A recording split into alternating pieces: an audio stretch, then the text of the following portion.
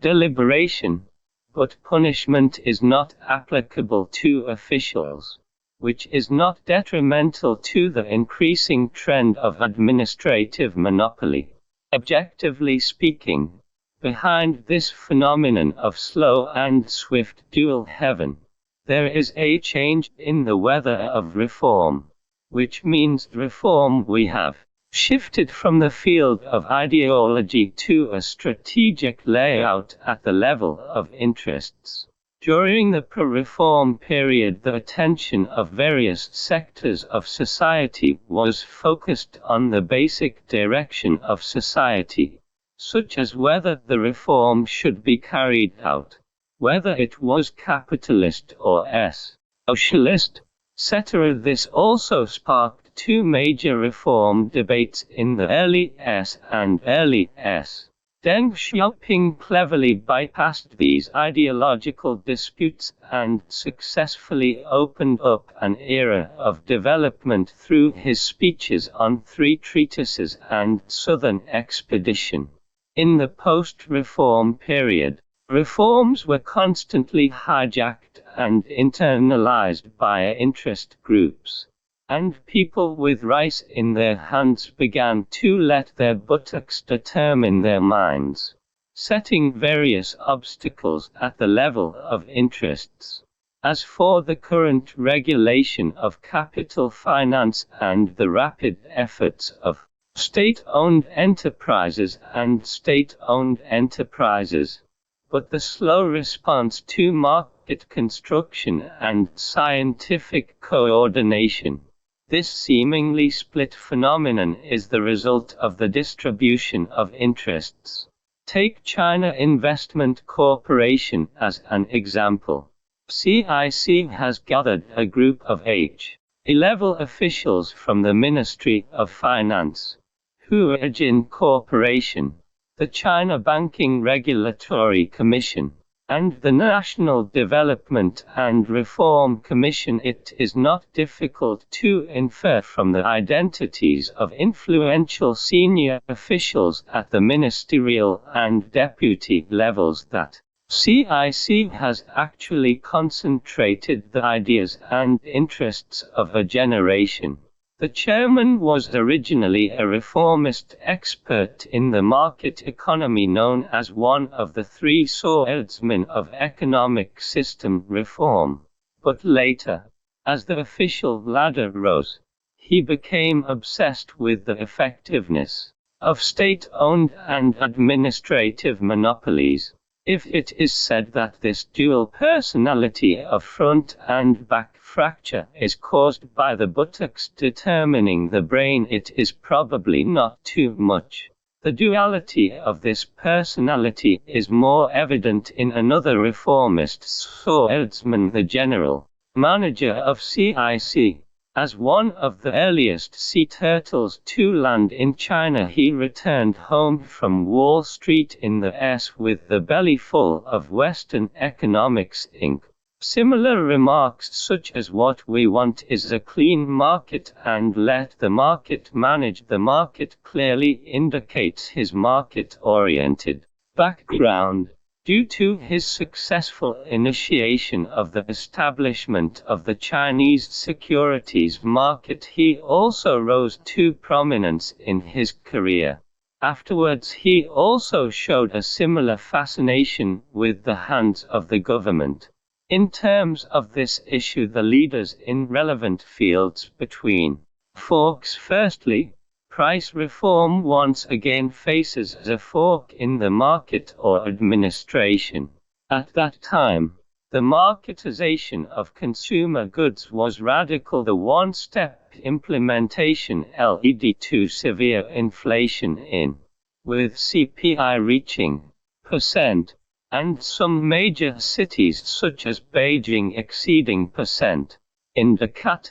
In that price reform is not as simple as marketization. The shock therapy severely damaged economy of Russia is a clear proof. Today, if the price of resource goods is released at once, it is likely to repeat the price breakthrough of years but price controls also distorts the market. For example, market coal plant power has made percent of state-owned power enterprises lose money, and percent of Shanxi power enterprises capital chain may be broken or will lead to power shortage this summer. It can be seen that price marketization is still a major direction, but the market-oriented transformation from planned thinking cannot be achieved overnight, which often requires a process. Therefore, in the process of reform, it is necessary to adhere to the marketization of prices while maintaining social stability through administrative power. Undoubtedly, becoming the leader of left being the standard of right balance. Secondly, the direction of price reform has been determined, but the market-oriented approach faces a choice, which is to linearly follow the god painting or non-linear feeling stones crossing the river. In the SU, under the advocacy of price liberalization both domestically and internationally, the world believed that long pain is better than short pain. In a shortage economy, the feasibility of directly connecting prices through linear deduction not only failed to achieve price reform, but also triggered a wave of panic buying and hoarding, which taught profound lessons. But this attempt precisely proves that Western medicine cannot cure all diseases, and the linear approach is not suitable for China's atypical, high complexity, and multi-drop national conditions. The reason why we were able to overcome the dilemma of consumer goods reform back then was still due to the dual-track system that can simultaneously balance history and development. This non-linear innovation is a dual-track system on an incremental basis, gradually rewriting the price mechanism through price liberalization in the production field. In fact, this integration under the shortage economy has been undergoing twists and pains until the economy shifted from shortage to surplus and it was only then that it was natural and normal to connect. From this it can be seen that the feasible path for resource price reform is still a dual-track system. But this dual-track system is not the same as in the previous market. Banking, cement, beer and other enterprises with large sums of money. In just 4 months, 5 foreign institutions directly or indirectly invested in domestic cement-listed companies. However, to some extent, the influx of foreign financial capital, foreign financial institutions will also play a role of catfish effect, accelerating the process of China's financial reform, stimulating Chinese people's original investment awareness, indifference and numbness of the financial concept. Secondly, the currency position difference is too large. The price of a country's currency, also known as the exchange rate, is actually all domestic goods compared to US dollar assets. RMB assets undoubtedly have huge room for appreciation and speculation due to their total bid price. The essence of financial transactions is speculation, and places with stories will naturally attract international financial speculators. The consistent expectation or premeditation of RMB appreciation has caused excess global liquidity to accumulate in China on the one hand, settling on physical assets and resources such as real estate and stock market, Arabi triggering various RMB asset protection in China war.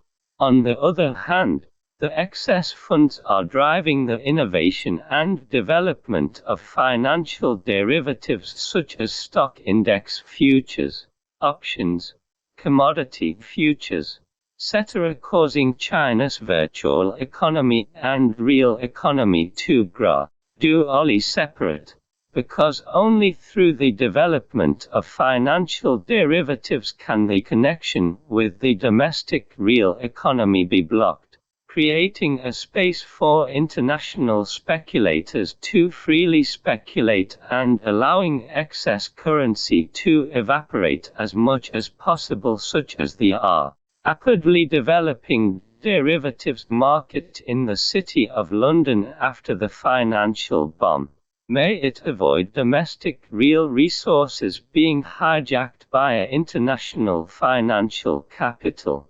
The anti-Japanese war itself and the development of the virtual economy mean that China is being pushed into the era of financial civilization by international speculators. Thirdly, the complexity of China's financial sector is very high. This complexity is mainly reflected in different types of A shares, B shares, H shares, etc. Parallel coexistence of stocks and their corresponding rules. The staggered operation of various investment mechanisms such as QFII and QDII. It may even form a coexistence pattern of multiple financial centers such as Hong Kong and Shanghai. However, on the one hand, simpler things are less prone to errors, and more complex things are more likely to have vulnerabilities, which are easily exploited. At present, there is still a long way to go before the game rules in all aspects of China's financial sector are in place. The improvement of the game rules in the stock market itself and the establishment of rules in other financial markets, including futures, options, and other derivative markets.